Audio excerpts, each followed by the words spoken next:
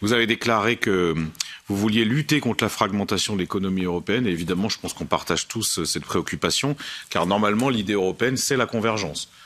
Sociale aussi, et fiscale, parce qu'on en parle rarement dans cette enceinte, et donc évidemment la réduction des écarts de développement au sein du continent. Et c'est vrai qu'on voit les écarts qui s'aggravent, ça pèse sur notre cohésion sociale, ça pèse aussi sur la crédibilité de l'Union européenne elle-même. Et alors, la question, c'est comment on enraye cette fragmentation. C'est là qu'il y a un débat sur le diagnostic.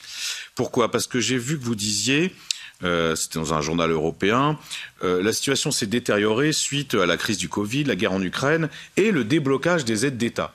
Et vous faites partie de ceux, il y en a beaucoup ici, hélas, qui considèrent que c'est cette course aux subventions qui va fausser la concurrence. Et tout le monde cite l'exemple allemand, qui c'est la moitié des aides d'État versées. L'exemple français, c'est 20%. Moi, je ne pense pas en fait que c'est ça qui fragmente l'économie européenne. Je pense que la fragmentation de l'économie européenne, elle remonte à bien plus loin. Et en réalité, quand on regarde nos économies, elles divergent depuis plus de 20 ans. On a ce qu'on appelle des très gros manques de PIB. Et quels sont les principaux pays touchés dans ce cadre-là? Il faut mettre des mots, Italie, France, Espagne, Portugal. Et quand on regarde les dynamiques industrielles, là aussi, on regarde, on a une fragmentation schématiquement entre Europe du Nord et Europe du Sud. Je prends l'exemple de mon pays, la France, c'est 28% de volume de travail dans l'industrie manufacturière qui baisse. Je pourrais prendre l'Italie, c'est un peu moins. Je pourrais prendre la Grèce, c'est 30. Je pourrais prendre le Portugal, c'est 34.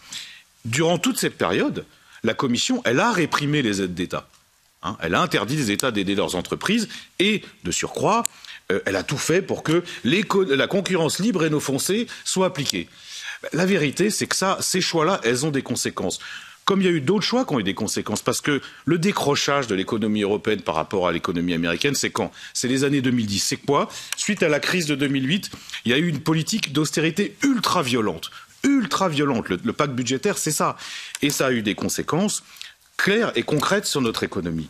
Alors, les problèmes, ils ne vont pas être résolus si on interdit aux États de soutenir leur économie ou si on mise tout sur la concurrence intérieure et évidemment la concurrence extérieure. Je pense au traité de libre-échange. Vous allez voir, c'est en plein dans l'actu, parce que là, il y a l'agriculture, il y a l'industrie.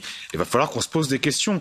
Il y a une petite inflexion, heureusement, dans le langage des dirigeants européens qui commencent à sortir de leur naïveté légendaire, qui disent oui, en effet, il va falloir protéger un petit peu nos économies, nos industries.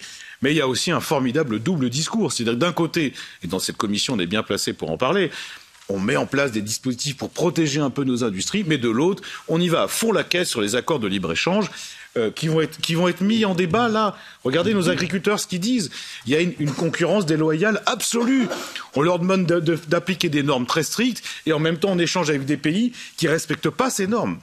Alors, si on s'intéresse vraiment à la convergence au sein du marché intérieur, il faut commencer par ces choses-là. Et enfin, il faut une politique industrielle digne de ce nom. Et une politique industrielle digne de ce nom, ça ne veut pas dire tout centraliser à Bruxelles. Je pense qu'il faut que les États aient aussi leur mot à dire. Merci.